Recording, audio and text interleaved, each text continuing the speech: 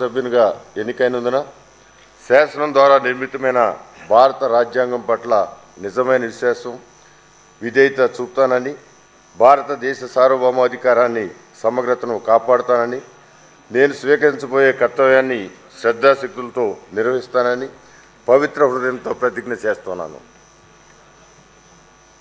ఆంధ్రప్రదేశ్ శాసనసభ సభ్యుడినైన గద్దె రామ్మోహన్ అనే నేను సభా నియమాలకు కట్టుబడి ఉంటానని, వాటిని అనుసరిస్తానని, సభా మర్యాదలను పాటిస్తానని, సాంప్రదాయాలను గౌరవిస్తానని పవిత్రమైన హృదయంతో ప్రతిజ్ఞ చేస్తున్నాను.